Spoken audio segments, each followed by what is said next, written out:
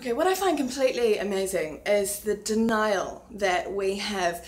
You know, when someone says, and even the UK Prime Minister, the new one, recently said this, they want to attack our way of life. We're going to defend our way of life. Someone said yesterday they hate us. We need to get rid of them. They hate us for being alive. Who are you talking about? All Muslims don't hate. Who is us? White people? I don't know. For being alive? No, they don't. You're absolutely wrong. You're completely stereotypically generalizing an entire religious belief. You know, or Middle Easterns? No, they also don't.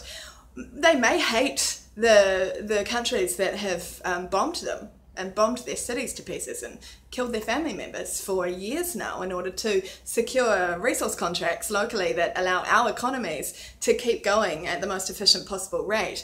You know, they may hate our empire building imperialist leaders. They may genuinely have hate for the death and destruction that has been caused by our countries, but no, they don't generally hate us and our freedom. No. And I mean, you know, they hate that we've destroyed their freedom, probably. That's more logical. I mean, this dangerous generalization and this dangerous sort of racial and religious separation that's occurring increasingly, and that these German attacks are obviously going to really awaken in Germany, as if the mass migration didn't already.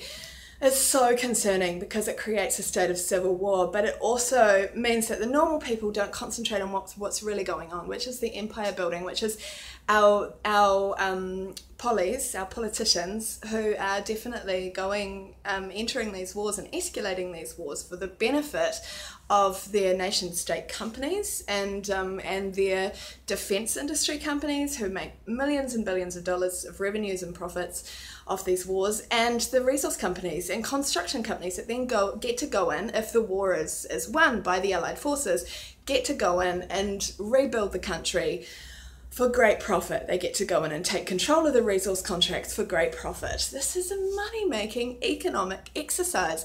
The fact that people sort of believe in the humanitarian story, that our governments give a crap about Daesh when they're the ones who are very clearly evidenced to be funding these insurgents in the first place. Now, you know, who knows which group is responsible for what attack, but we also need to be really, really, really, really aware that these attacks, these local terror attacks, can be set up, they can be paid, and that, in my opinion, they definitely are.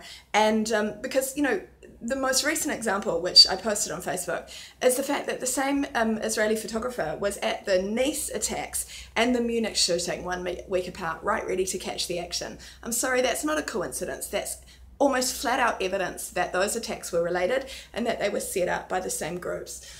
And the two outcomes are rallying war to take over the Middle Eastern countries, and the second one is obviously to rally civil conflict and hate against Muslims and hate against Syrians, hate against refugees, hate against all people from the Middle East. I mean, that's just insane. Come on, we have to start standing for peace. We have to start standing for appreciating each other's differences.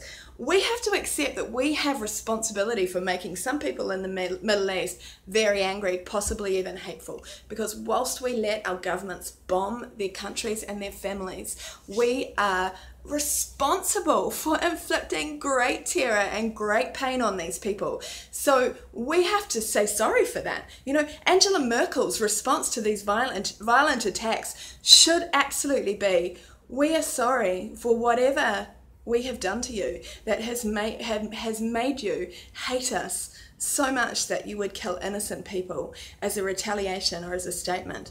Or we understand that these people who are making these attacks in Germany can easily be paid militants or leveraged militants. Do this or we kill your family. Leveraged militants to make these attacks, to rally this war and this hate and separation. The war is mass murdering millions of innocent people. These wars are going to continue whilst there's profit and benefit for this industrial military complex.